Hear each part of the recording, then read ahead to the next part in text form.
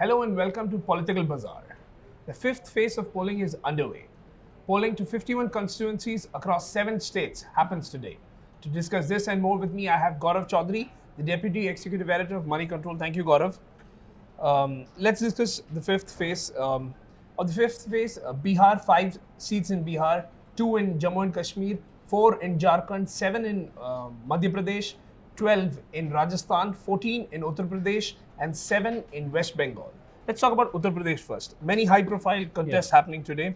Of the 14 in Uttar Pradesh, 12 are with the BJP, 2 with the Congress. How do you see the whole Senate? So the BJP is defending 12 out of these 14 seats, and the 2 that they're not defending actually is with the Congress, Rai Bareli and Amethi. But the most important contest that is taking place in this phase is the Amethi seat. The BJP would like to believe that Smriti Irani is going to pose a formidable challenge and probably will be able to dislodge Congress President Rahul Gandhi's reign, an undisputed reign from Amethi. The BJP believes that, and they have built a narrative around it, saying that the Congress President actually is contesting from Wayanad, the second seat in Kerala, because he believes and the party believes that he may not make it in Amethi. That is something we'll get to know only on the 23rd. But having said that, the fifth phase onwards is BJP's home stretch, because in UP, because we enter Awadh and the Purvanchal area where they did remarkably well in 2014. Their stakes are extremely high. They're defending most of the seats here, and they can't afford to do too badly in this phase. Similar is the case with Rajasthan. 12 seats are going. The most high profile of that, if you could say, is Jaipur Rural. Yeah. How do you see that? So Rajavardhan Rathore, the INB minister, is defending his seat. He's up against another Olympian, Krishna Punya. The Jaipur Rural is again, and the BJP won 25 upon 25 also in Rajasthan in 2014. 13 of these seats went to poll in the previous phase. 12 are taking place now. They have to defend. They have to win all these to actually come close to the strike rate that they had hit in 2014. Please remember, retaining or maintaining 100% strike rate in Lok Sabha election, or any elections for that matter, is not going to be easy. So the odds are very heavily stacked against the BJP in a state like Rajasthan, where they have to maintain a 100% strike rate. So they can't lose too many seats here. And there are big names here. Meghwal, for instance, is contesting. The former MOS Finance is contesting from Bikaner. That's going to be a close contest if you go by what the reports are in. And Jaipur Rural, as you said, is going to be interesting, because whether Rajavardhan Rathore is going to be able to retain the seat with a similar margin that we did in 2014, or is it going to be a close contest, or is there an upset in store in favor of the Congress here? But what's important to notice here is something that is playing on within the Congress camp, whether there is an intra-party rivalry between what the so-called Sachin Pilot camp and the Ashok Gehlot camp, and whether that can actually help end up helping the BJP by sinking Congress's fortunes. I was actually going to ask you about that. Jaipur Rural, by about 9 a.m. has seen about close to 14% polling, which is good for early in the morning, especially given that it's summer at its peak. But another thing is that I wanted to ask you, Rajasthan was a state which the Congress won from the BJP as in December. Now, do you think the Congress, reviving itself in the state would have an impact over here? It should. That is what the Congress would be hoping for. But as I said, the Congress organization seems to be a little wobbly if you go by what reports are saying, especially there seems to be some kind of a rivalry or some kind of a turf war going on between the Sachin Pilot camp and the Ashok Gehlot camp. And we have seen this come to fore even after they won the assembly elections in December, in the run-up to the in the chief ministerial selection.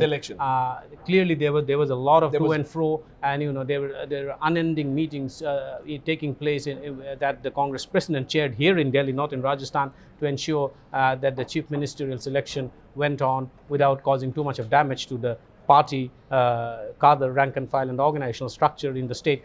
Whether there is an undercurrent that is going to play out and end up helping the BJP would be hoping so. But having said that, I do not think the assembly elections, and please remember, in the assembly election, the majority of the Congress is only a wafer thin majority. It's not an overwhelming majority. So they just about managed initially to get about 100 seats, which they have probably crossed over later. But in a seat of 200 seats, in 200 assembly seats, the Congress just crossed over 100, which is something which does not tell you that an overwhelming number of voters actually were in favor of the Congress, and that is probably something that the Congress is well aware of. In the case of BJP, they would be hoping that it works in favor of the BJP, and also they'd be hoping that Modi is successful to kind of turn this around, especially in that state, into some kind of a presidential referendum for him. Large-scale violence has been reported in quite a few states. Disturbingly, in Jammu and Kashmir, in Tral, there has been stone pelting. In Pulwama, there's been reports of a grenade being launched at a polling station.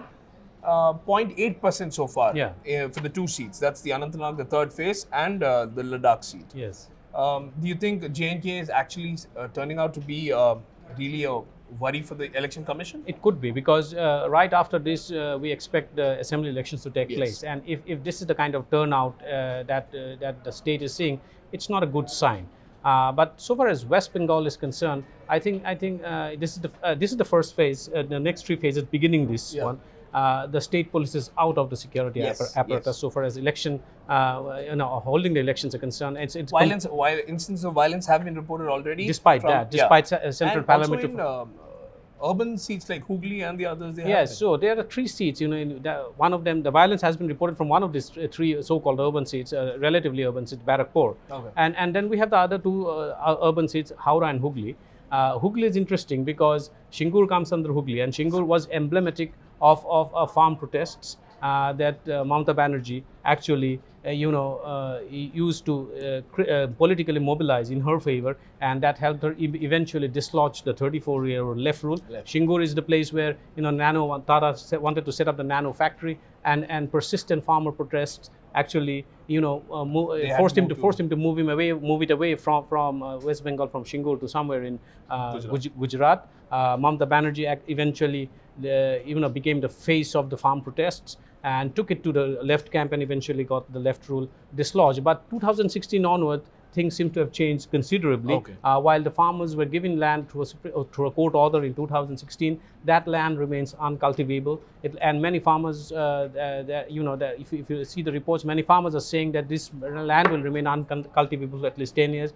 The government gives them 2,000 rupees and 16 kilos of rice every month. But farmers said they didn't need industries. And it is interesting because these the same very farmers actually chased away any attempt at industrialization of the region. And now they're saying that we need industries to create jobs, otherwise our own people, our children are going away and going to urban centers looking for menial jobs. Whether this is going to actually crystallize in support of the BJP, because BJP is promising better industrialization and development in the state as opposed to what Mamata Banerjee is doing, is going to be interesting to see if Shingur actually votes overwhelmingly in favor of the BJP, or rather overwhelmingly against the Trinamool Congress. That could be a point of inflection that the Trinamool probably would like to think about. The BJP is betting big in West Bengal. At the present, it has 2 seats.